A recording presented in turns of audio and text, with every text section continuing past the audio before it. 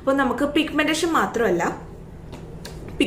മാത്രമല്ല ഇത് കുറയ്ക്കുന്നത്, കണ്ണിന്റെ അടിയിൽ വരുന്ന റിങ്കിൾസ് ഇല്ലേ, റിങ്കിൾസും കൂടി ഇത് കുറയ്ക്കും കേട്ടോ.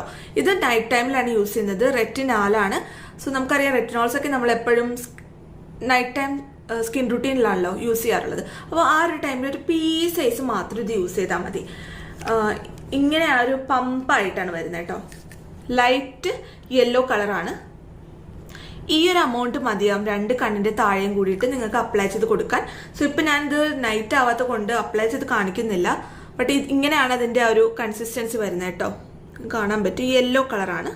നന്നായിട്ട് ഹൈഡ്രേറ്റും ചെയ്യും, റിങ്കിൾസ് മാറാൻ ഹെൽപ്പ് ചെയ്യും, ജിൻസെങ് ഉള്ളതുകൊണ്ട് തന്നെ. പിന്നെ റൈസ് ഉള്ളതുകൊണ്ട് ആ ഒരു പിഗ്മെന്റേഷൻ പാർട്ടും അത് ടേക്ക് കെയർ ചെയ്തോളൂ കേട്ടോ.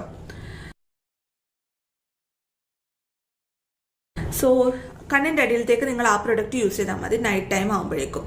ഇനി ടോണർ ഇട്ടു, ഗ്ലോ സിറം